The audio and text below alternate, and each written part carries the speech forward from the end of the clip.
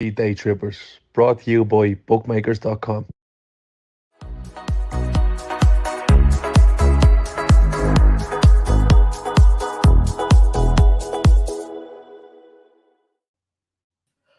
Good evening, welcome to Full Time Reds. It's fucking Groundhog Day. It's Liverpool 2, Wolves 2.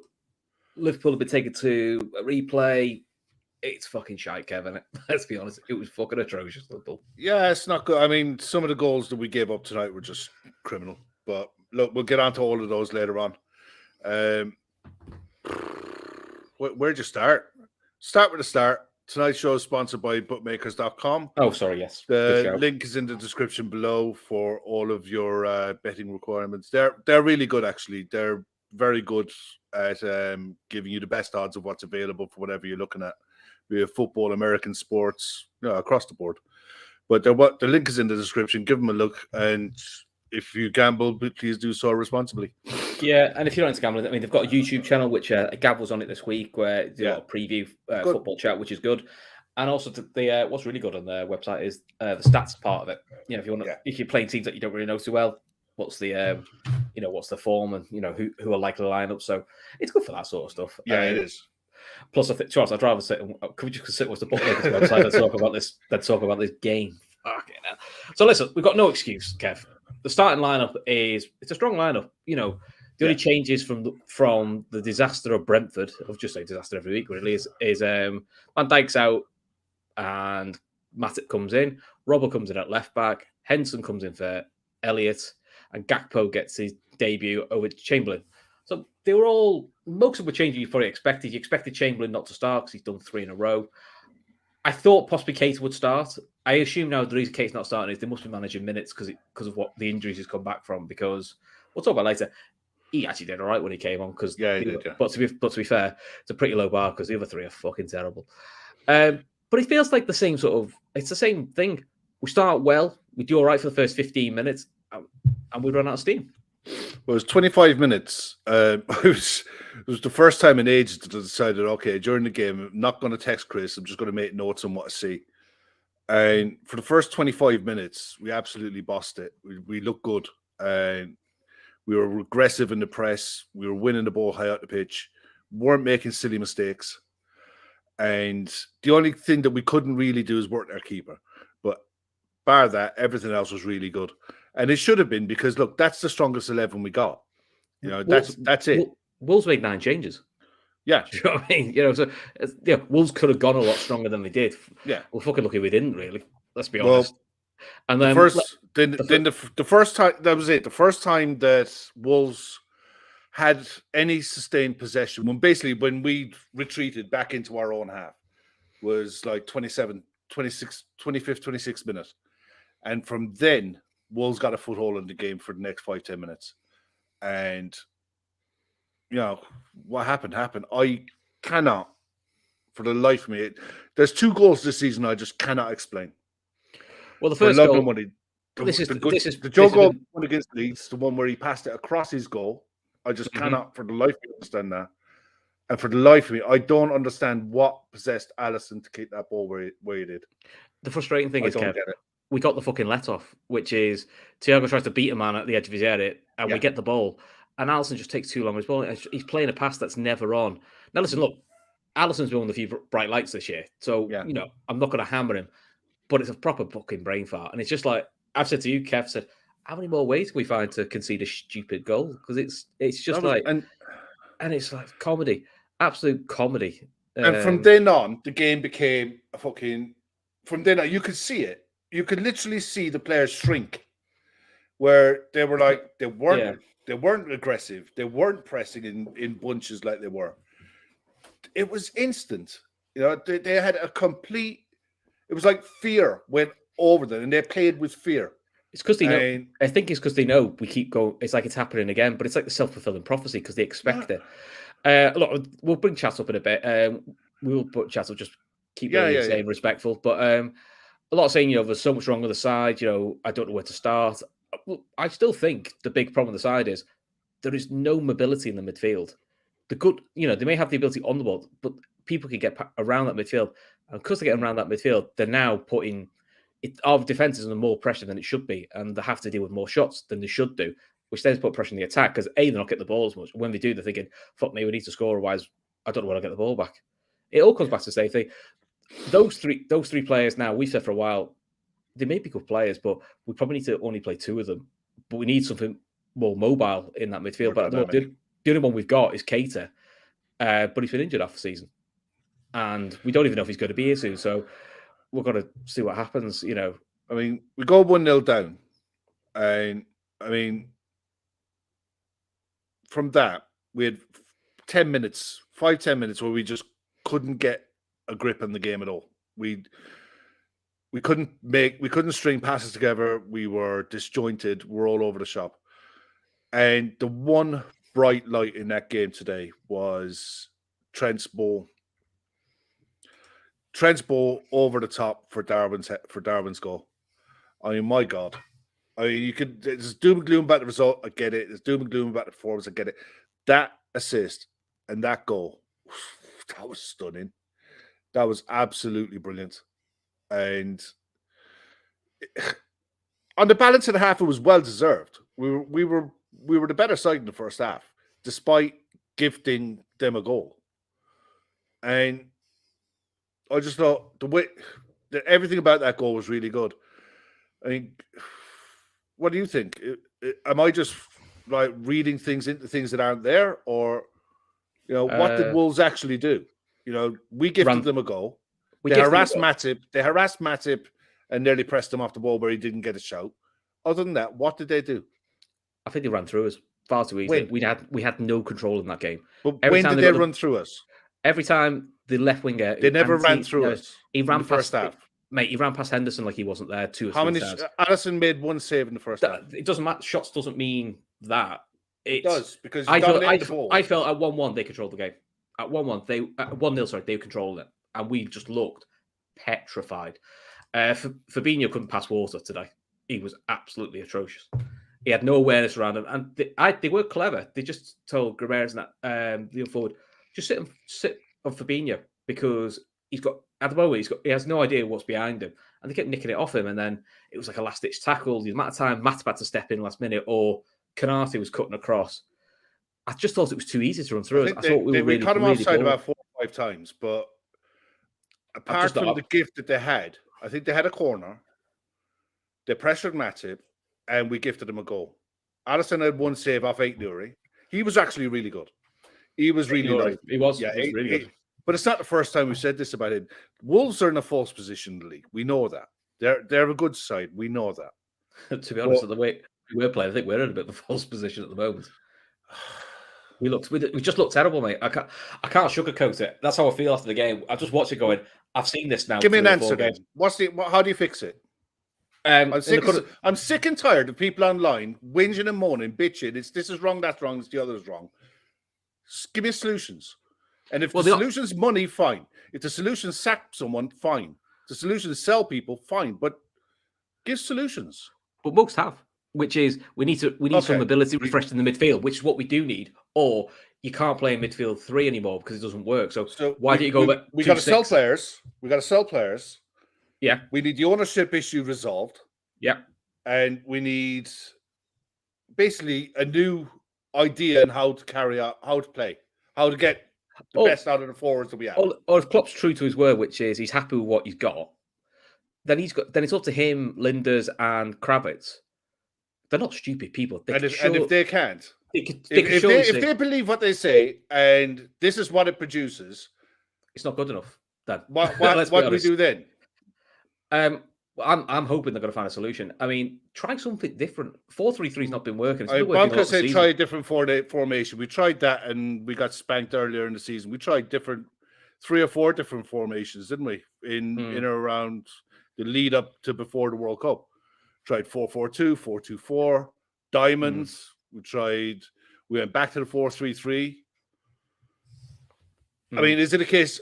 I tell you what, there isn't actually an argument to start Joe Gomez at right back and play Trent as a right mid and play 4-4-2.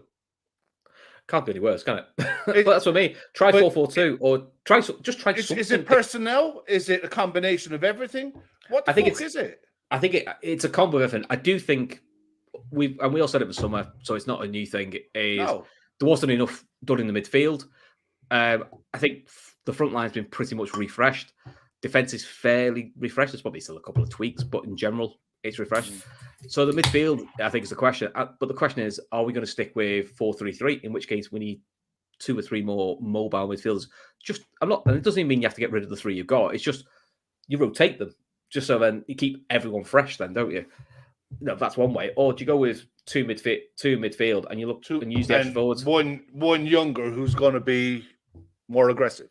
Yeah, because 4-2-3-1 possibly helps get the best out of an Elliott or a Jones or a Chamberlain. If you have to throw them in, because as a 2, that probably suits Thiago Fabinho better.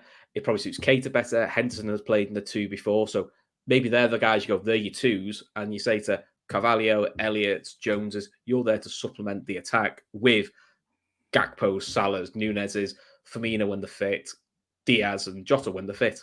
Well, I mean, what frustrated me more than anything, try something new, because when we got to the final third, we didn't have any ideas.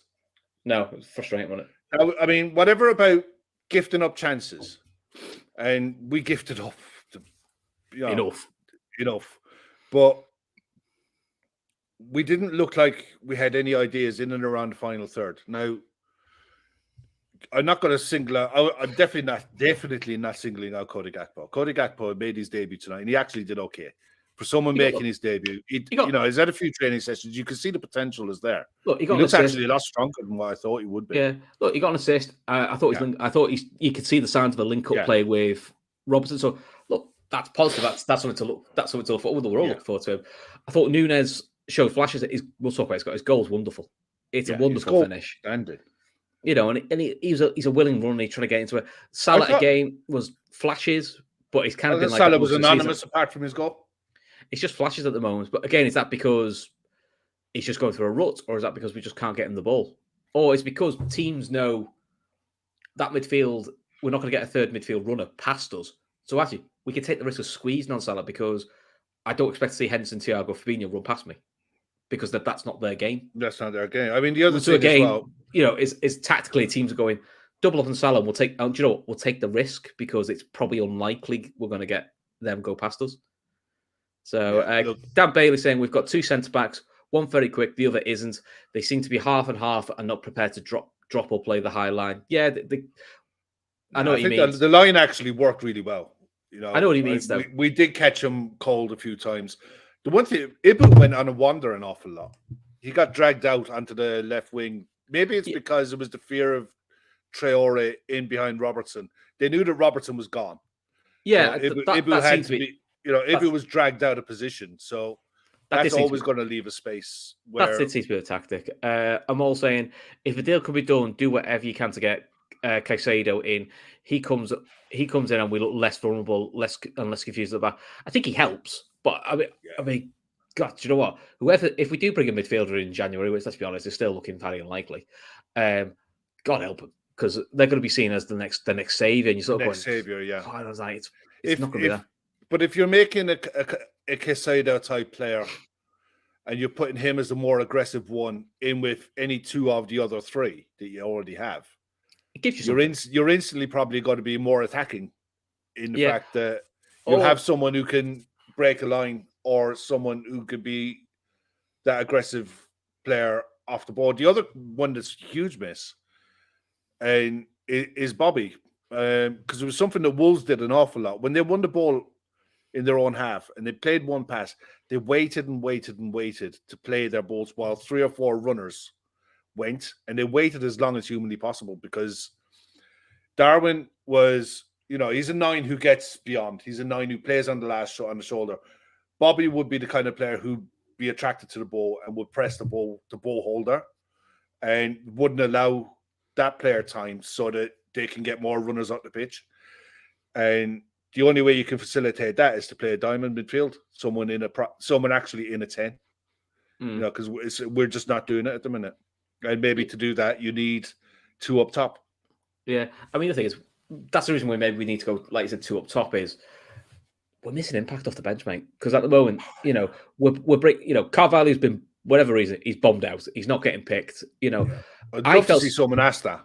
Yeah, I'd love to see someone ask I felt sorry for young Ben Doak. Look, right. I'm not digging. No, but what I'm saying is, I don't think it's fair. With 5 minutes to go, young 70-year-old, we're taking Mo Salah off. Go and win us the game.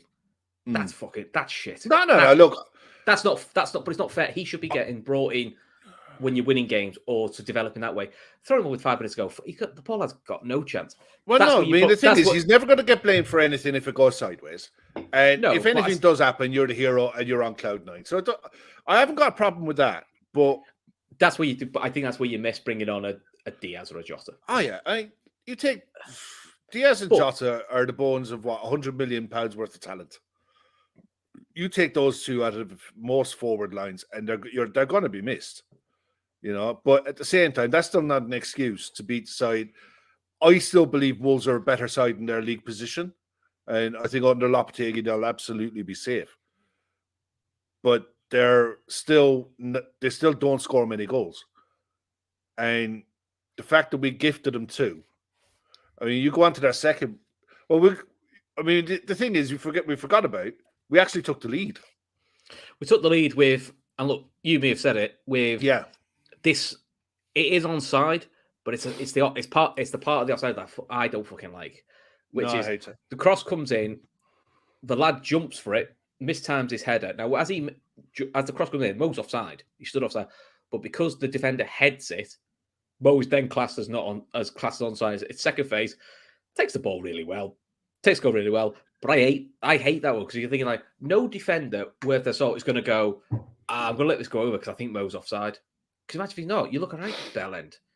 Mm-hmm. And also, again, it's I think the rule. I think the chat from ESPN saying like if it's a deliberate, a controlled attempt, he's like on the stretch and he can't say. But he's trying to play it. I mean, the thing is, it's offside. He plays Mo on by the way the law is written. I agree with you. I don't like it. Listen, it's benefited us, and we've got a few goals like that where you go, but it's not great. No, because you can imagine it going the other way, where you want your defender to stretch and to make every effort to try to cut the ball out, and he isn't to know who's behind him.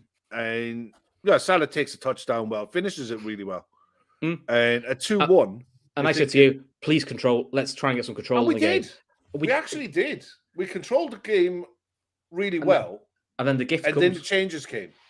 The gift is the gift of all gifts again. I wouldn't blame Allison for this one because it was why the ball rebounded off Matip in. It was deflected in off of a defender. It wasn't a shot. But it can be cleared 2 or 3. Yeah, there's plenty of stuff that happens before. And as soon as they Wolves pick up the ball, they burst in. There's fuck all getting back, and it scores off. Look, they score a third. I couldn't see what was given offside for. Apparently, it's for Nunez, who took the corner, and the ball comes back out to him. Apparently, he's offside when they give it to him. But the TV have said there isn't an angle to show that either way, so they go because the linesman's seen it. They've given it. But so to be fair, the linesman will be right in line, directly in line with that all the way. He will have stayed in line with the last man, and the last man is Nunez coming out from the corner. You know what I mean? So like, you could take that as read that was offside. It just took. That's why it took so long for him to judge it. But I honestly thought at 2-1, okay, we're safe here now. Because for a good few minutes after the goal, we actually did look safe, but I still felt when they made the changes, they actually got lost. They got stronger, and we got weaker. To be fair, apart from Keita, Keita actually, to be fair, when he came on, I thought gave us some. Naby shop window. Keita came to the show. We could all. I'll be honest, mate. I'll be honest, mate. The way he's going at the moment, I'd have him starting over any of the other 3 at the moment because they're all playing shit. Yeah, he's doing enough to start games. So the only reason I think he's not starting games, it must be whatever the injury was, and he's being managed back. So Klopp needs to shake these players up if he's to build a title challenging squad again, because there are too many being caught in their heels and be allowed to stay here till their contracts expire. Yeah, that's a solid point. And I think the problem that you got is you've got too many players who are. Look, I'm not going to knock the players that are there. Okay, they've been there, they've seen it, they've done it, they've delivered everything. okay? And they're being thrown under the bus by the club because they've been asked to go. That midfield has been asked to go for one more year, and it's just not in it. It's just not in them, and you can see it. But it's like, what do you want? FSG are selling the bloody club, So there's two ways to look at it. They'll turn around and say, well, look, we're selling the club. We want to make the club as cash rich as possible so that when we sell it, the new owners can go bang, bang, bang, like Mike Ashley did.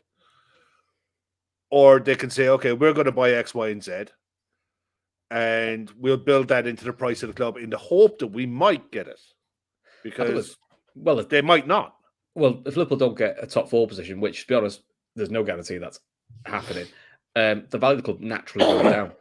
It won't. Clubs are naturally... No, they will. Clubs are naturally more valuable. Chelsea were outside the top 4, weren't they? When they were sold. No, they're in Champions League this year. They're in Champions League, are they? Yeah, they're in Champions League. You look at the thing is, the difference is, look, this time Liverpool are being sold, but the infrastructure work is done, the expensive work is done. Okay, but the on the field pitch is what's frustrating. Yeah, that's the problem. But that's not expensive in the grand scheme of things to fix. When you look at the cost of what Chelsea are going to have to outlay for infrastructure builds, you're talking well in excess of £1.5 billion. So it's like the hard mileage is done with Liverpool, with spending wise. Any new owner that comes in is literally going to have to invest in a team, and that's it. They're not going to have to do anything else. The commercial stuff is all done. The stadium is done. The training center is done. All that expensive stuff is done. It's just when they come in, whoever it's going to be is going to have to invest in the squad and see where it takes us. But I find it really difficult to ball out all of these players because, as bad as the performances have been, and as much as we're struggling, they're still the same core of players who've literally given us the best nights of our lives. They are, and it's really fucking galling me. But to play devil's advocate, some of the reaction, because it's instant passion reaction that is disappointment, but it's got to be tempered a little bit. Yeah, we're not out of the cup. We were horrendous against Brentford. We weren't horrendous tonight. We weren't. We gifted up 2 goals. 3 of the 4 goals that were scored tonight were from bad mistakes. All right. The one bit of quality that was shown in a goal tonight was scored by us. We pretty much dominated the ball, but we always look susceptible to a counter. But in general, that's the way this side is going to be playing for the rest of this season. And I think, as much as it might frustrate us from the fact that we've been spoilt for the last 4 years, this is kind of where we are now. This is where this team in this squad is at the minute. This is what a rebuilding phase to me looks like. And we've addressed 2/3 of the pitch with 1/3 to go. And you know that it's going to come because it has to, because the midfield has to be addressed in the summer, whether they want to or not. But at this rate, Kev, if we keep leaving the midfield any later, by the time we start on the midfield, you'd be going... it is too late now. Yeah, but we've had you get to the midfield, we'll then be going, well, it's too late now. And actually, when you look at the side now, Van Dijk's getting on the wrong side of 30, Matip's getting a bit older. Actually, we've got a bit of a rebuild at centre back to go now, and we've already got that's the one that's to come. That's the ones to come in 24-5. This year coming is the midfield. It really is. But just to the way we do business, which is normally two or three a summer. Yeah, it could be 23-24 for the midfield's done. So play devil's advocate. But it physically can't be. This is what I'm telling you. It physically cannot be anymore. Pushing it back. The boundary is set at 2023 when players are leaving. Literally 3 of our experienced centre midfielders are leaving the club this summer. They have to be replaced. There's no ifs, ands, or buts about that. And in fact, 2 of them probably have to be replaced with homegrown English players. Yep, we've got a few homegrown needs to go because with Kelleher. If Kelleher's going this summer, that's Kelleher's rightly going to be asking to leave. And we've still got to wait till. What do you think of that, by the way? Because it broke last night from the embargo section. We've had a day to set on it. Do you think it was right for Allison to play tonight? Look, people aside, brain fart aside. To be honest, Kev, if I'm truthfully honest, I generally am not bothered if it's one or the other. I don't really mind who plays in goal. If you want to keep Kelleher happy, probably giving him the cups at least to the quarterfinals is probably. Kev Ball saying it's a joke Kelleher isn't playing. It isn't a joke. I mean, you're putting Brazil's number one in goal. I know he had a fucking mare tonight, but it's not a joke that you're putting your number one keeper in. You know, some clubs do. You know, and Kelleher, I think, only played in the FA Cup fourth round last year because Allison was coming back from a knock. Otherwise, actually, he didn't play. He didn't play any of the FA Cup last year. So it seems like Kelleher may have been told, League Cup's your job. You can have the League Cup, and that's it. You have the League Cup, and then Ken Borger, but Allison plays every league game. Well, he's the number one, mate. He's number one keeper. You know, that's the point of being a number two. Is most number twos will get the League Cup, some will get the FA Cup, and that's the job. You know, difference is we've just been spoiled the fact that we've got such a good number two. He's so good that he could generally be a number one for quite a lot of clubs, and I think he will be next year. Yeah, I think I don't blame him, and I think the club will actually get good money for him. You know, because I think he is that good, and he's seen as that good. You know, I don't think there's any bones about that. The big drop with Kelleher is he's not only homegrown, but he's club grown, and that's also a Champions League requirement. You need a certain number of club grown players. Jason Richardson, I think you must know the answer by now, mate. You've said the same comment 12 times, so I think you can work out what the answer to that question is. I didn't even say sorry. I'm not going to bring the question up. Okay. Also, Jason's spot. Also, starting to think it's Klopp's fault not signing midfielders and not the fact there's no funds. We assume that because it depends which side of the world you fall on. Some will say the owners don't do enough in terms of investment, which I think it's a fair. Yeah, it is more than criticism to say could they do more? Yeah, they could do more. But Klopp is more than happy to also come out and say, I'm happy with the team I've got. Now, listen, I know what managers say in press conferences doesn't mean what they say behind the. But if you're coming out 10 days before the end of the summer going, I was wrong, we need a midfielder. Okay. And then you go and get Arthur Miller, which doesn't work. Well, fuck all's changed in 6 months, mate. So I don't know why you're still not thinking you need a midfielder now. And I'm not having it's too expensive. Well, you know it's no, I don't think it's money. I think it's logistics. I just think it's numbers. There's too many people there. And if I'm Ox's agent or Naby's agent, I'm telling you, you stay where you are, and I'll get you a nice fat signing bonus when you leave Liverpool at the end of the season. Yeah, don't blame. They're under any player who's under contract at the club is under no obligation to leave. And why the hell would you? You're at one of the best clubs in the world. The opportunity may never come in your life again to go to a club that you go better than Liverpool. So why in the hell would you leave? Plus, you're on good money. So then this is also on the ownership. That's the main problem. But then this on the ownership, then you're going to go, right, we're bringing the centre mid in that you want, whoever that is. And we say to someone like an Adrian, we're not registering you. We'll keep you to the end of the season we'll pay you wages. Have 6 months training. That's the answer. This is what they might have to do. Klopp won't like doing that. They won't like it. But it goes against the grain for Klopp because it just goes against his. I'd imagine it goes against his principles not to do this, but needs must. But you're supposed to, unfortunately, you need to address this issue. Yeah, but like you said, Kevin, I know what you're saying before is that we don't want to badmouth players who've given us great moments, and we've got the Champions League finals. I'm not throwing them under a bus, but at the same time, they need fucking help. But at the same time, there is also an element of a little bit of Liverpool. And look, this is just the way the world is in sport. Is what have you done for me lately? And listen, it was great last season, but we knew that we all said there needed to be a bit more replenished of the squad, just freshness, give options, and we didn't do it. And we're in the situation now. If the manager, and I've said before, I said it in the summer, if the manager's happy to go with the squad he's got, then make it work. And at the moment, Klopp, he's not making it work, so he's got to. So, and I assume internally the club have got to be saying to him, "We said you didn't want a midfielder." I don't believe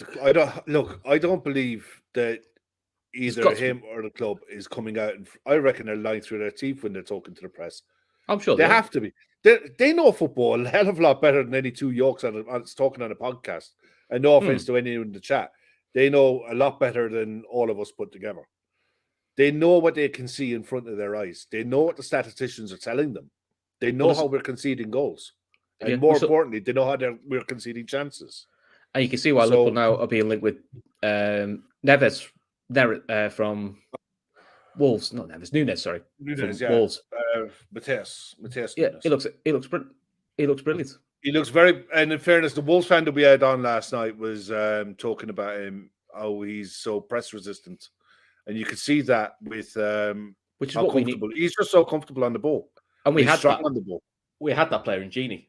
It was also, as I We used had to say that player in Thiago. Yeah, he's Genuinely, we had that player in Thiago. And when Thiago was 2 years ago, when he was a little bit sharper and a little bit younger, he was a little bit quicker. Maybe it's just mileage on his legs. I don't know. Or is he being again? Are we in the situation where are we overplaying him? No, I don't think so. I don't because he's for the last few years when he plays a run of games, he generally plays 8-10 games on the bounce, and then he normally pulls up with a tweak and he's out for a month. And then he comes back and he plays another 8-10 games and he pulls up with all of Thiago's injuries are generally minor. They're not really impact, they're muscle. You know, so apart from the one on his debut when he got clobbered. But you know, it's I like Craig Lowe's at it. When's the 3 men and a baby watch along started? Okay, at least that'll be more comical than what we've just had to watch today. Honestly, God. But yeah, for those not in the know, for those not in the Telegram app, Gav has been commandeered tonight to basically he's on dad duties tonight. So double it. You know, I'd rather do that. Yeah, I'd rather be on that as well. To be fair, at least that's got a bit of happiness in it. But that's true. I'm on can duty. I know, but I mean, look, Kev, we've been doing enough of these all season. You know, Billy's asking a fair question there. Where's Billy? Sorry, down the bottom there. Oh, okay. Is there anyone in this Liverpool midfield that you keep? I mean, the thing is, you got to keep. We're not going to sell anybody. We're not throwing we're not going to be throwing the baby out with the bathwater here. I've got to be honest, because because Keita, Milner, Ox, and Mello are all good in the summer. Yeah, I think you've got to replace those three and keep the ones you've got. But what you're saying to the ones you've got is you ain't regular starters anymore. And you're adding 3 or 4 fresh faces into the squad. Yeah, and there's no real reason that we have to go and buy 4 midfielders. You can go out you have to replace 4 bodies. You can go out and replace 3 and a backup keeper. You can go and replace 3 and a centre back. And let that go. And again, if we're sticking to 4-3-3, or if we're going to change formation, he wants to go back to more of his Dortmund days of a 4-3-3-1, then maybe you only need two high quality midfielders, and then you need another attacking option, like more of a number 10 type. Yeah, but it gives you more flexibility. Just because we're replacing 3 or 4 centre mids doesn't mean we have to replace them like for like. But at the same time, the bodies that come in are definitely going to be a lot younger, a lot more eager, a lot hungrier to prove themselves. So that in itself is an advantage. And to be fair, the strike rate that the club have in the transfer market is pretty good. You know, so you trust that they're going to be scouting well and they're going to recruit well. So, but that's way down the line. Well, is it? Nay's asking your favorite question there. What's happened to Carvalho? Yeah, it seems to have been about the time he did this text to say he doesn't want to play for Portugal anymore, which you made come to the time thinking that's a bit unprofessional. That's a bit unprofessional. That's a bit. I can't see that going down well. I think he had 45 minutes against City, which he took his goal well, but I said to you, he looked a bit overpowered, a bit overwhelmed. I mean, listen, City will do that to most teams. He's on the bench, but he's never getting on. Ben Doak's getting on well more games before him. So I generally don't know, but you do wonder. You brought this young lad in, why is he not getting games ahead of a young 17-year-old? And listen, this is not a dig at Ben Doak, because Ben Doak looks exciting as anything, brilliant, but he's a kid. Carvalho's a bit old and he was bought in to be an option. And it's an option that Klopp seems to be resistant to use. I just look at him and I think you're still young and you're still learning your game. You physically need to get bigger. Because early at the start of the season, he was bringing him on in centre mid to play the derby, brought him on late against to get the win against Newcastle, but he's bringing him on to try and win games. Now it's like when we need to win games, he's gone. Again, if you say, where's Jones? Jones hasn't even in the squad. I just don't know if that's just because we haven't got enough numbers, but do you need... If you look at the squad tonight and you look at the bench, do you need Gomez? Ben Doak. But do you need Gomez and Phillips? Because Gomez covers both. I would argue Gomez covers both. Whether you like Gomez or not. I think if the plan was always to bring Trent off, then you're always going to use Gomez for right back. Ideally, you'd have James Milner for that role, who'd come on at right back. Possibly, Gomez would be your cover. But I think it was just in case anything might have happened with Ibu or Joel that he had the option for. Kev Ball say what? Kev, I know Kev Ball's upset, but we can't just say what's every player going off you off the bench. We have seen with Jones when he's come off the bench, he has done well. He has done well for us in the past. People forget it wasn't that long ago. He was doing really well when he started against Napoli. My big issue with Jones is he's got the same issue that a lot of our players got, is he can't stay fit. Yeah, availability is the thing. Availability, because actually he does well. Billy's spot on there. What we're missing is a 25-year-old Genie and a 25-year-old Henderson. Yep. And that's what you look to rectify. It's that age gap. That's why we're looking that people are clamoring for Caicedo. That's why Mateus Nunes is so high on people's wish list. Coop Miners at Atlanta, we were looking at him 2 years ago because of what he did at Alkmaar. At Alkmaar, he was he scored a rake of goals, but then you look at his goals, most of them were penalties and corners. Yeah, Kevin said he's only back from injury. That's my reasoning.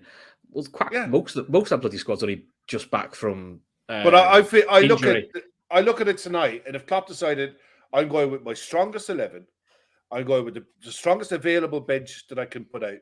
Ben Doak is the only option at winger at right wing that he wanted to use. Fair enough. I'm honest, I'd rather have Jones on the bench at the moment than Carvalho, because at least when Jones on the bench, he uses it. He uses it, whether you like him or not. And look, you can debate. I like him. Yeah, and I want him to succeed. I'm not too fussed whether people like him or not, but when he's on the bench, he gets brought on and he's used.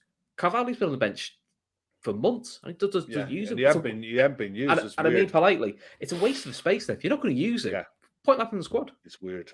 I mean, look, the worst case scenario, look, the be all and end all is tonight we've got a 2-2 draw at home. We didn't lose, which is a good thing. We're still in the cup. We're still in the draw on Monday night, which is fair enough. Mark saying, can you name one player who had a good game today? I thought both fullbacks did fine. Yeah, Trent was really good. I thought Robson was pretty good. Centre backs, they were all right. Average. Allison had a stinker. Allison had a stinker. The three centre mids were all atrocious. Keita actually, when he came on, did well. Salah, like you said, apart from his goal, didn't see much. Nunes and Gakpo, I think, show flashes of what they can do. I was expecting a lot from Gakpo because it's his debut. You're not expecting him. He's only been in the club a few days. Listen, I thought Nair's asking there, when is the replay? It's 10 days time. Is it?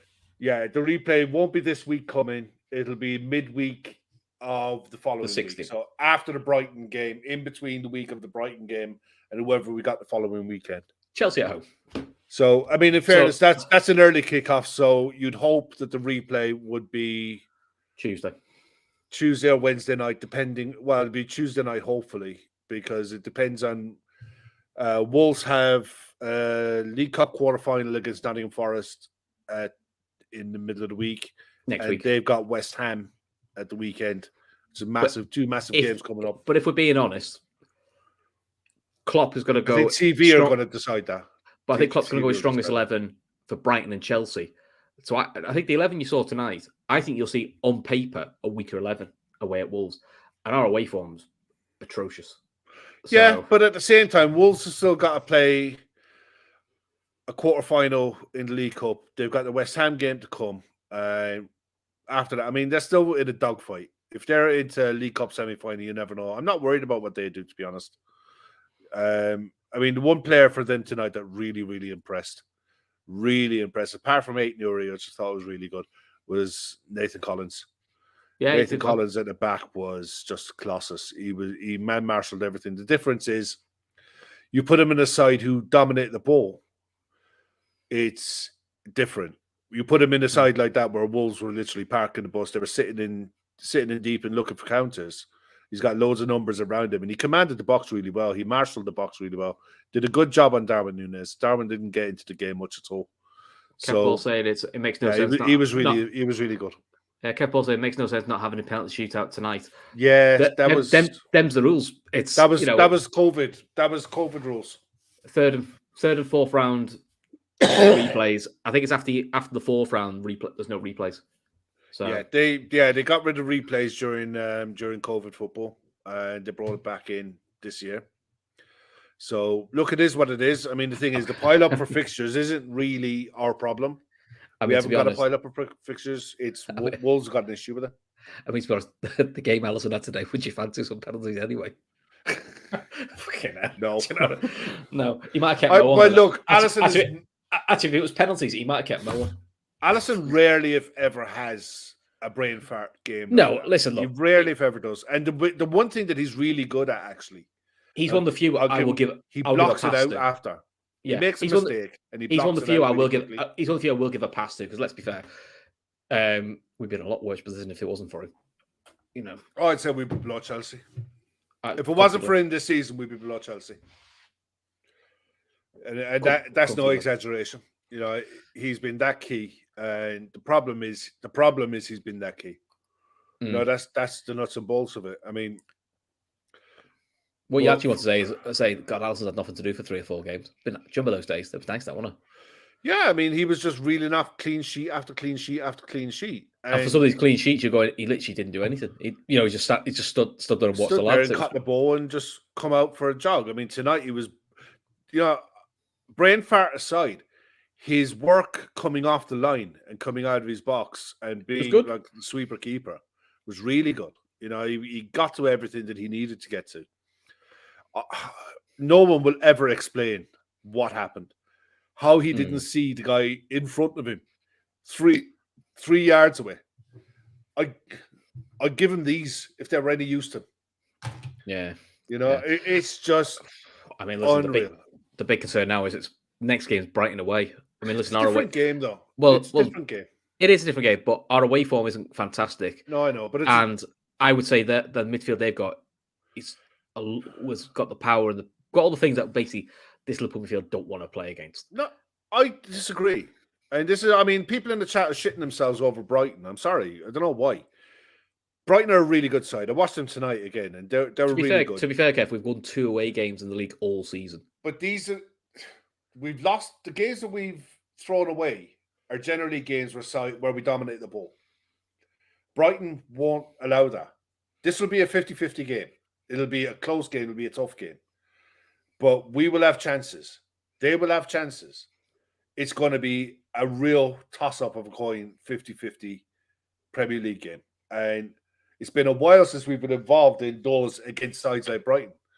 But Brighton are the kind of side, the way they play, is probably better for the likes of Salah and better for the likes of Darwin Núñez, because Trent will be able to pick passes in behind to the space that's going to be it's going to be there. So it's not as if you're playing like West Ham or Wolves where they will sit in and they will try to hit on the break. Brighton won't play like that. They just won't. And Dick will say Brighton batters us at Anfield. We did what's called a 3-3. They did. What was the score? It was 3-3. 3-3. Very fortunate. It was 3-3. Well, it was 3-3. It wasn't fortunate. It was 3-3, and it was a legit 3-3. It was justified. Bonkers in replays help out the lower teams. They do, but Klopp gave it, I thought, the right answer, which is it's up to the authorities to find a different way of making it work then. Rather than saying, if too many clubs are relying on replays, then maybe there's something wrong in the way the payment structure is going down into the lower leagues, which to us, we all fucking know that is the case. Yeah, it's up to the authorities to do something. So if they're going to scrap replays, then they've got to put some sort of structure in place where more money is filtered down so that they're not relying on, we need a big Premier League replay to keep ourselves going, because it's not a great way to be, is it? Let's be honest. I can understand. Nay's asking there if Henderson went off injured. No, he didn't. He literally just I don't think he's trained fully. He literally was cleared yesterday from the concussion. So the day before, he just had normal ball training, but no heading. So yesterday, he literally only had yesterday and the day before as training sessions. He wasn't allowed to train before that. So he was always going to come off. Same with Fabinho, because of the way the game was and where we were in the game, that was the change that had to be made anyway. So, we didn't come out with any injuries or anything. Was that the shortest midfield you've ever seen, though? Thiago, Elliott, and Keita. Yeah. Oh my god. Yeah. I did think Harvey did all right when he came on. He moved the ball quick, and that's all you want from him. The only thing that he did do, he got in great positions to put crosses in. He just put him in short. He just put him in. He didn't get enough height on him, or didn't get his accuracy was off. So Yeah. I mean, And Dicker saying it should be if Prem sides draw each other, there's no replays, but if Prem sides should draw away to lower league sides to get the full gate. Yeah, to be honest, Jafo, who was on from the Wolves fan cast. he basically said if you're a League 2 side or lower and you draw a Premier League side, you should automatically be given the home tie, so you get the full gate, and that is the big day out. Then, or you have the option if you want to give it back to the Premier League side.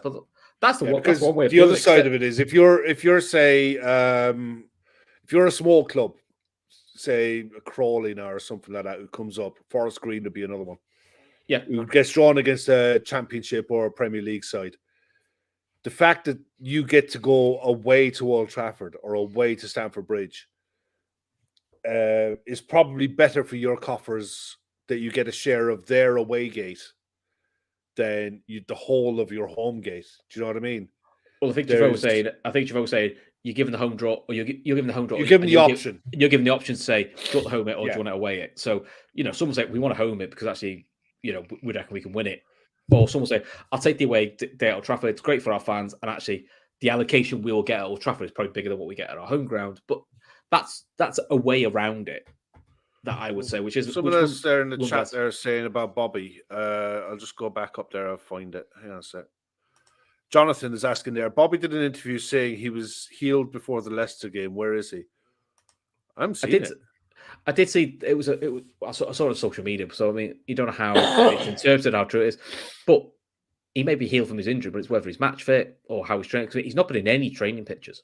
So I haven't seen him at all. If he's not in the training pictures, same as Milner, you knew they probably weren't playing.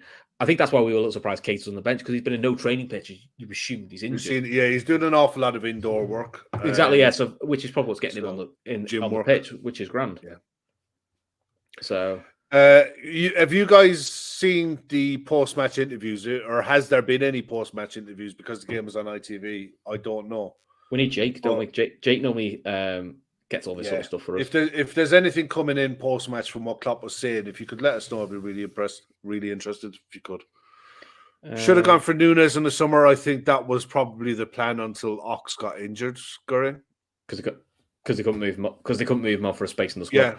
This is the problem. I mean, look, the facts are we do have 10 midfielders at the club. But again, until you can move some of those out, Artemelo is one that you wouldn't have taken if you could have got rid of Ox and brought in a Nunes in.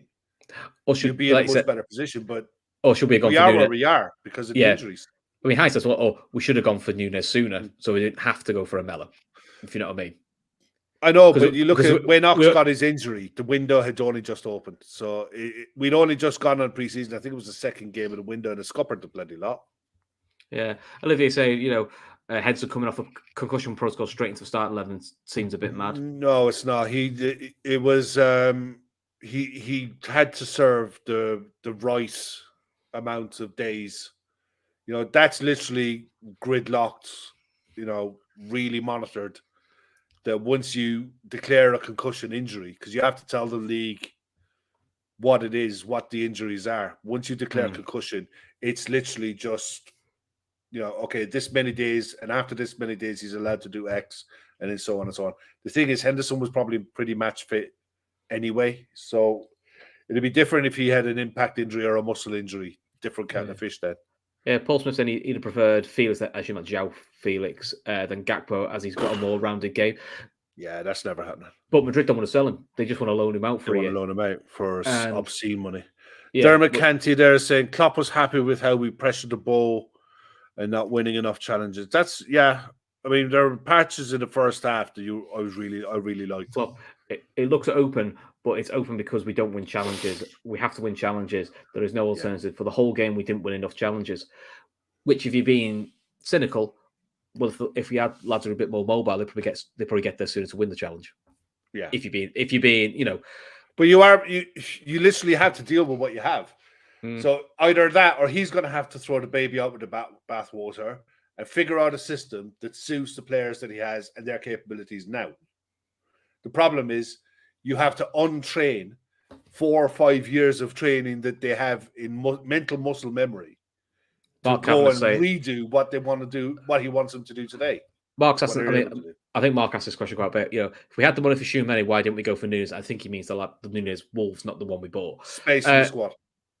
Space in the squad, but also even before space in the squad is brutally, if you believe what the manager said, he didn't want one.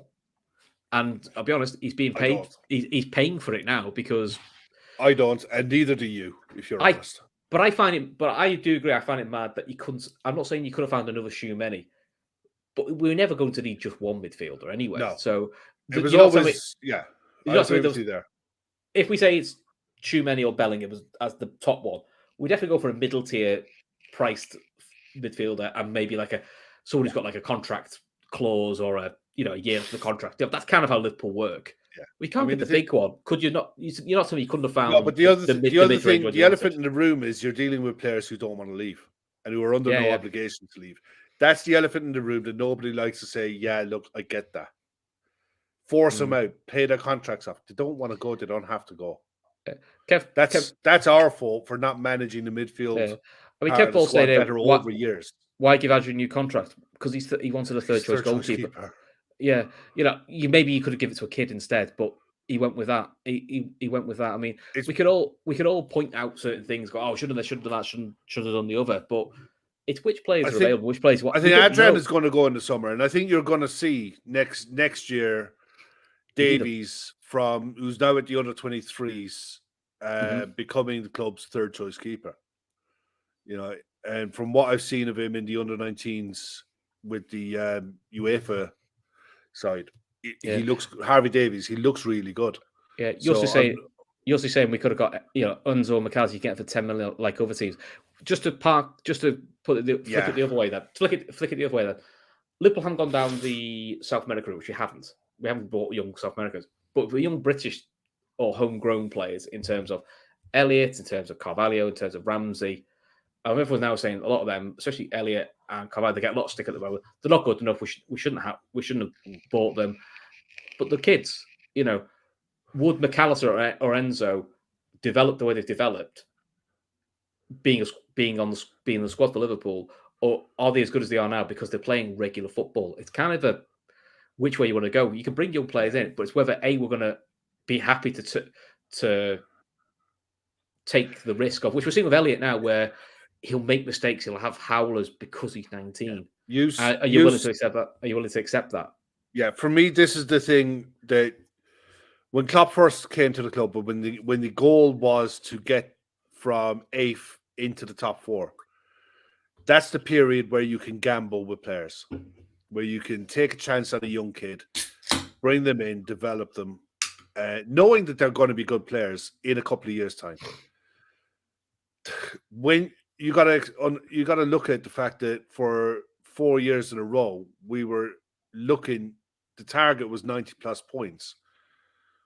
You can't gamble on an unproven kid from River Plate who might be a world beater, because in South American football there's dozens of those kids, dozens. And let's be honest, and your strike rate will nowhere near be as good.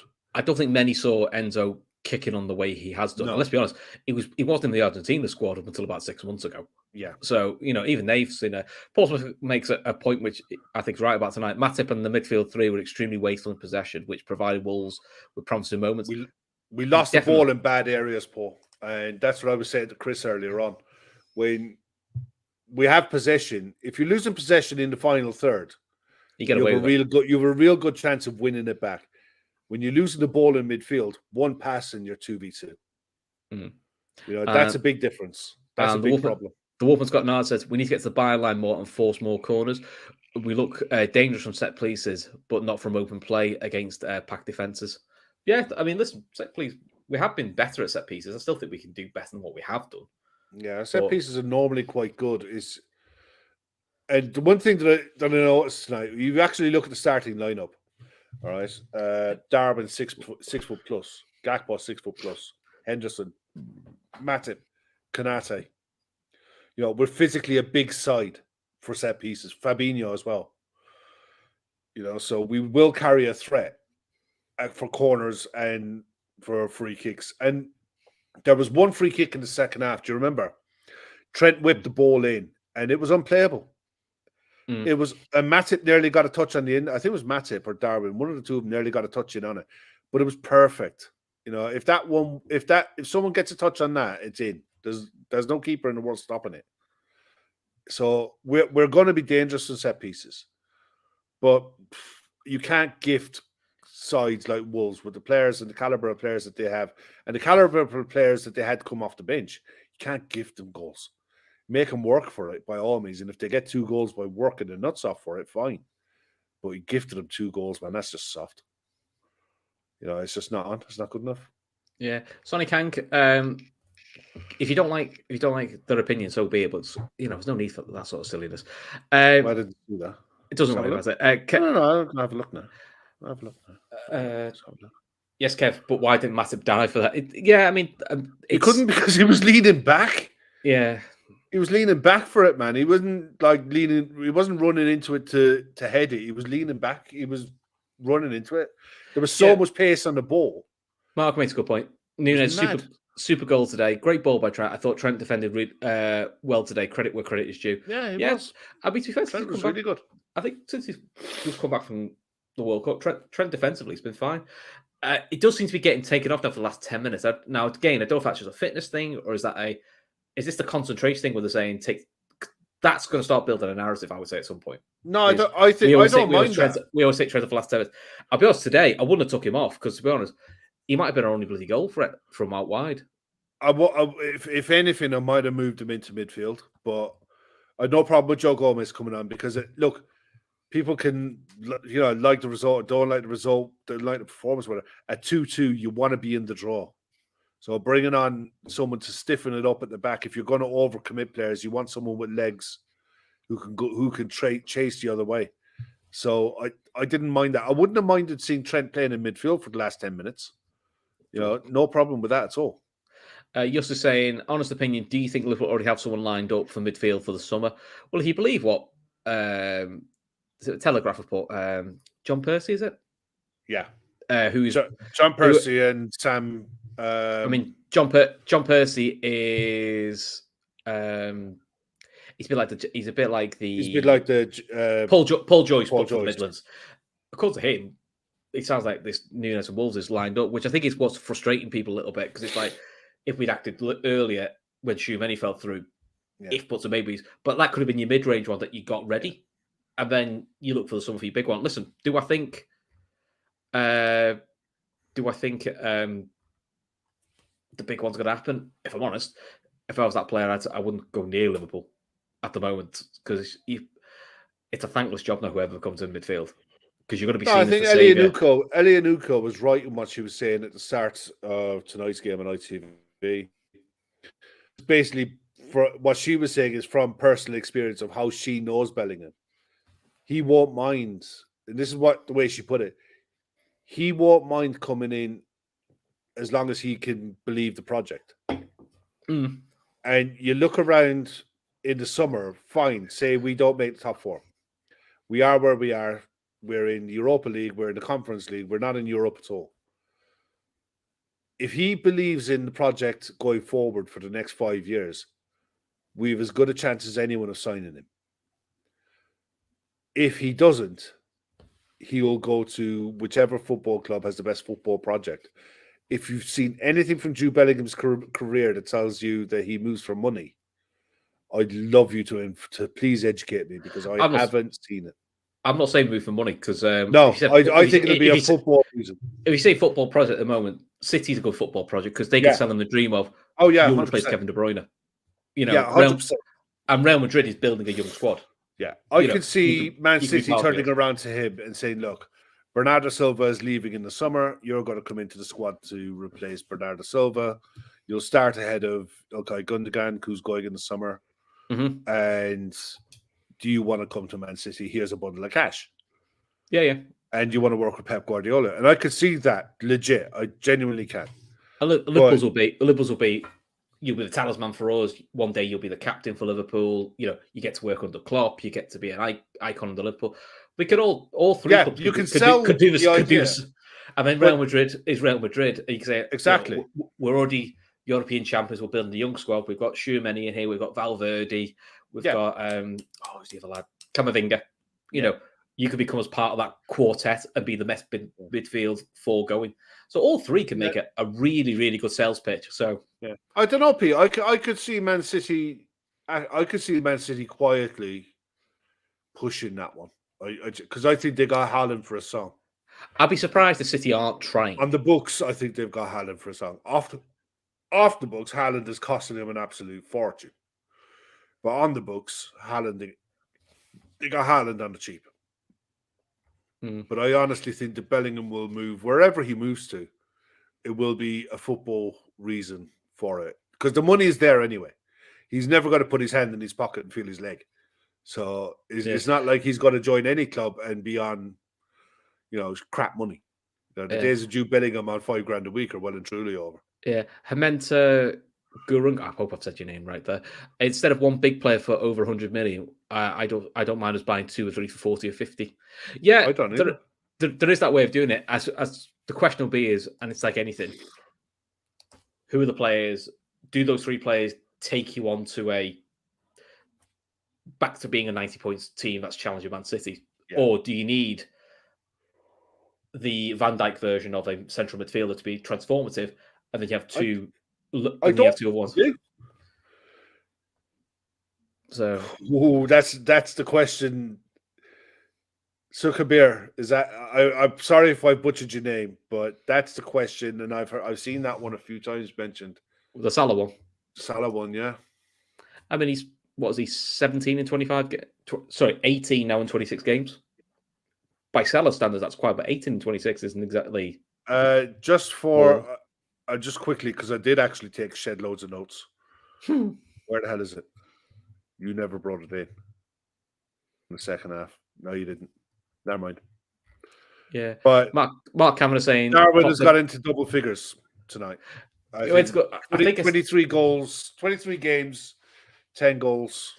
I think they were saying on the telly at the same number of games where Darwin's got 10, Suarez had 9, Torres had 15, Salah had 18. So you kind of going as a start to a club. That's kind of bubbling around the level. That's what you expect. Yeah. The difference was those players the following year, with the exception of who was already there, Salah's a freak. Kicked onto a different level. Yeah, I mean, Salah's a freak, so you wouldn't judge anything by him. Torres was the main man, and he was coming in from Atletico Madrid with pedigree. Darwin is coming in from Benfica on the strength of one good season, learning his game still. Yeah. I'm happy enough with Darwin. I thought it was quiet tonight, but I think a lot of that was down to Nathan Collins and how well Nathan Collins did against him. Well, that's a check. But Matt from this parish is seriously keen on Nathan Collins and Liverpool looking at Nathan Collins seriously down the line. Well, if you look to move Matt up on in the next year or so, maybe that's one to look at. Mark saying Klopp in an interview pre-match said midfield is not an issue, doesn't fill me with confidence. What do you want? The thing is, though, he's not going to say in the interview, fuck me, midfield shite, isn't it? I need to, I always think what a manager says outward, they have to say the positive outwardly. What he's saying internally, it could be a very different. What he's saying in the dressing room after the game when he's going around to the players and he's looking at them all. And different. He's 100% different to what he says in the press. We know this, so take that as with a pinch of salt. Yeah. And Dicko's saying, Neil Jones says, Núñez long-term target, but Jude Bellingham is still number one.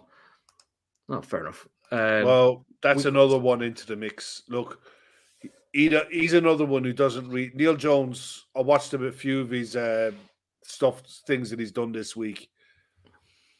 He doesn't overstep the line too often. He's a little bit Paul Joyce in that way. He'll only go he'll big go so far, when he knows. I mean, he's already said. They asked him the midfield question, which was he still thinks one will come in, but he said it'd be. I think it's the Liverpool and the opportunistic one. Who that is, I don't know. The fear is it's another bloody Arthur Melo. No, I wonder if you test the resolve of a couple of clubs, especially some of the clubs maybe that are in the bottom half of the league who need an injection of cash to invest elsewhere in their side. So I'm looking at the likes of Jacob Ramsey at Villa. I know he signed a new contract and I know he's young, but I'd look at someone like him or maybe Tyler Adams at Leeds. A busy, aggressive centre mid who gets around the park. There's plenty of centre mids around the park, around the club, around the league that could come in and do your job for a couple of years, and you could flog on down the line. It's something we haven't done. We don't do it that often, where you get a jobber in and someone who can do your job for a while and then sell them on for a profit. With that aim in mind, we don't do it often, but it's definitely something we could look at. Sam Tandy saying, Caicedo will inevitably score against us next week, and then we'll sign the week after. I think that is very much. Someone in the chat, time read Steve out there for a little bit, please. Why was he doing? Blasphemy in the chat. It's disgraceful. What's he saying? Oh, Anthony Gordon. Well, I mean, he might win us our first penalty of the season. There is always that. And Dicko said Jack Harrison for Leeds. There's another one. No, I wouldn't be going down the Jack Harrison route. But here's one for you. You know Kev. what I mean? Here's one for you, Kev. And Dicko, surprised we haven't looked at Ward Prowse. Do you know what? If you had a functioning midfield, I'd love to add him into the squad.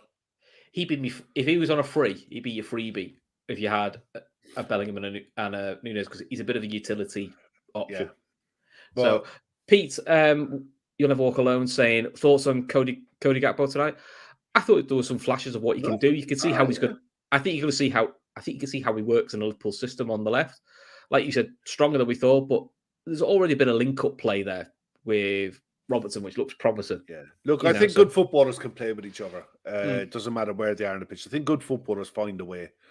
I don't think he's express pace, but he is strong on the ball and he wants the ball. You could tell he wanted the ball when there were players around him. He didn't mind taking the ball in dodgy spots, but at the same time, you could tell it was his debut, and he was. There was a few times tonight where I wanted him to take a touch and knock it out of his feet and have a bang from outside the box, and he just doesn't have the confidence in himself to do that yet. That'll come in time. But from the bits that you saw, there was nothing negative that you'd say about him. The one thing I saw in the first 20 minutes when we were dominating the game, when we were attacking the ball, he was very close to Darwin in the middle. Do you remember how you'd have Salah wide, where you'd have your left mid, when it was Diaz, and your centre forward, didn't matter if it was Jota, Bobby, or Darwin, very close together. He was doing that quite a bit. So I think that's kind of a natural thing for him to move in that way. So I think the positives are there for him. Yeah, listen, you can't really judge a player for one game. But yeah, look, Archie, I agree 100%, mate, by the way. But I think there were... Oh, McGinn. No, no, he was on about Nathan Collins deserving a big shout. We gave it to him, Archie. He was brilliant tonight. Yeah, really, really good. Really, really good. Yeah. Just shoot through a few... Apparently, Jurgen Klopp has already said in an interview, Liverpool deserve no more than a draw. Nothing really exciting there, to be honest. So you look for the comments, mate, and I'll just tell you if there's anything exciting in his comments. Oh, you're right. I was literally just trying to get a can out of the fridge from someone else who's just walked into the kitchen for me. Sorry about that. I was just trying to be subtle and being professional. As you okay. Well, if even though we're not getting paid, we can't be professional if we're not getting paid. Okay. You read some comments out, and I'll have a quick scan of Klopp's things and just see if there's anything out and see if there's anything exciting in there. So it was Phil Murphy saying Sam Billings at Bournemouth. Big, tall, strong, bit clumsy on the ball, to be honest, if you ask me. But Weston McKennie available on loan from Juve. I'll be honest, of the Americans that were at the World Cup, he would be one of the ones that I wasn't massively impressed with. Although he's probably, on paper, the best of the lot. He's okay. But your man Musa, who is, I think he's at Valencia. Yes, somebody mentioned that in the chat earlier. He's one. The only thing I'd say about him is during the World Cup, I noticed it quite a bit. He was gassed on the hour. Every time he was gassed on the hour. Yeah, fits in with our midfield then. No, but he's only 20. And if he was struggling with the pace of international football in Qatar, he hasn't a hope of being that kind of player who could come into a midfield in the hustle and bustle of the Premier League. Not yet. He's just no way near. As much as technically he's big. Is there enough cans left in the fridge, Kev? Yes, there is, Tom. Yes, there is. There's definitely 100% enough cans in the fridge. If Billy's in the chat, Billy knows. Billy knows. Right. It's past 11. Claire Dean saying Trent had a great game. I mean, look, He did. if we were going to pick a man of the match, yeah. For me, it would be Trent. McGinn isn't good enough for us, but he's good enough for now. Yeah, this is the difference. See, John McGinn is that kind of a John McGinn type of player, industrious, hard-working, gets about the pitch, snaps into tackles, which was our midfield. Exactly, that was a trademark of our midfield for a long time. So, it probably is Trent man of the match. Other than Trent, probably Robbo. Robbo was fine. Robbo's fine, but I wouldn't say that's what I mean. Any more than that. But no, I think outside them two, the rest you go in meh. Darwin took the goal really well. The composure that he took to slide that in was really good. He looks if it's on instinct, he just looks. I think the worst thing you could give Darwin is time. Well, to be fair though, but that goal could kick on from that. But also, even with that, although he says instinctive, but he's still got a bit of time to watch that come over and let it come down on his foot and hit it. You know, it's not like it's just a flash across the goal, is it? So it's a nice finish. Thor said, lads, I've even seen some red saying Emre Can.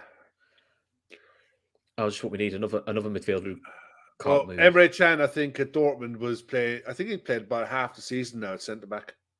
Yeah. And to be fair, he's done okay in games from what I've seen, but no. Is Ramsey a real person, lads?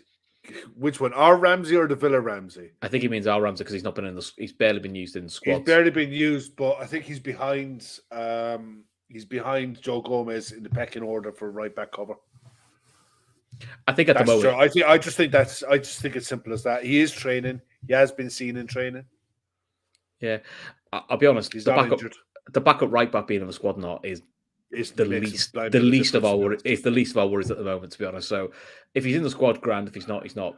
Having Ramsey on the bench at the moment is not really one of our big issues. Dermot Canty said he thought Nunes was good tonight in moments, but he will be class. I agree. I think Darwin Nunes is going to be a fantastic player for us. I don't think he was brilliant tonight. I think he could have come short a lot more. He could have got himself involved in the play a bit more. But when the chance came to him, because he did nothing up until when the chance came, he was anonymous. So that was really well taken. Paul Smith there. Tyler Adams, Kanadayo Kone, who wouldn't cost much. Kone's stock is rising the longer he's at the club. Where I think he's at Mönchengladbach. And he's one of these players at the minute. His stock is going up the longer he stays where he is. Definitely. And in terms of Tyler Adams, I don't know. When you try and buy from a Premier League club, I can imagine Leeds going to fight. Leeds Leeds. I've talked to Joe a fair bit. Leeds need a lot. They need money. They need to invest, but I don't think the director of football there is well thought of, and I don't know, but I think there'd be uproar if we ended up bringing in a Tyler Adams in January, to be honest. But I think he could be an interesting signing for us. Someone of that ilk in this month, someone who could do that kind of a job. It's not the name; it's what you want that player to do, and is he capable of doing it? You know, I think that's the big thing. Right, mate. It's 11:15. Shall we call that time? I think we did well to get an hour and 15 out of another frustrating performance. Guess what? We could do this again. We could do this again on Saturday when we watch. It's a long way off. Saturday's a long way off. There's loads happening this week. There's Fatback 4 tomorrow night, and they'll go through this and then some.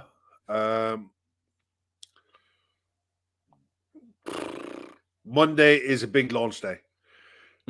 Monday is the big launch day. If you check our LFC DT Twitter feed, The pinned tweet on there is the link to the breast cancer awareness donate charity.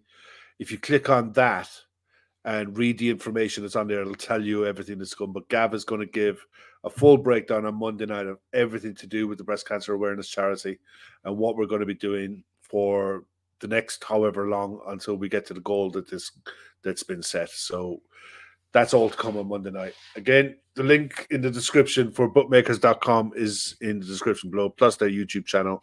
Give them a follow and a like, and keep the bell icon on for them and us. And I think Gav's doing a preview show with, I think last week he had a Spurs fan on and a Manchester United fan on. I'd imagine when the Premier League gets going, that'll get a bit tasty. So it'll be worth watching. Archie wants one positive each before we go. What's your positive, Kev? We're starting the cup. And I'm only halfway through my cans. What's my positive? My daughter won 1-0 at football against a very aggressive side, which was quite nice to see. So I'll take that. I suppose you're positive. We're still in the cup, and we'd have to watch for Kev for another 7 days. Come on. It could be worse. We could have lost. It could be Nottingham Forest. Look at Nottingham Forest today. Could have been Newcastle. Newcastle lost today. Yeah, but in a weird way. It's not good, I know, but it's good. With Newcastle losing, it's actually probably a bigger negative for. It's not good for us, but I mean, in fairness, this is the third round of the cup, man. Shocks happen. Losing to a Premier League club is not the be all and end all. Going out to a lower league side in the third round of the cup is a big deal. Sonny can be done to play midfield. She does play midfield actually. Yeah, so she likes the flying of tackles, so we could probably do that at the moment. Yeah, so Ben Doak coming off 10 minutes, bright little cameo at the end as well. Give him his credit because look, I'd give him stick because he frustrates me, but I thought Keita actually did well when he came on. To be fair to him, he gave us what we needed, a bit of a spark, which we've not had. I'll take shop window Keita for the next 6 months, no problem. Nope, yeah, me neither. And the other positive is probably Trent, who's actually continued good form, I would say, to be fair to him. Yeah. Sonic Hank signed her up. I don't think Liverpool can afford her at the moment. Listen, guys, if you can smash the like button on your way out, I'd really appreciate it. Put in the comment section below your positives from tonight, because look, it's not all doom and gloom. It's 2-2. Still in the draw for the cup. We're going to be in the draw on Monday night. We'll see who we're going to get in the fourth round when we go through against Wolves. We'll probably get City. Who cares? That's dead. We'll get worry about that later. We'll get City away just to finish it off. I mean, we won't get Everton, so that's something to laugh at, I suppose. Good point. Always a positive, mate. That's the barrel I'm scraping. I'm really trying to scrape. I'm scraping that barrel. That's how low it is. Oh, come on. We can always look. That's all an itch you can scratch. Oh, never mind. Right, listen. Let's let these people go home.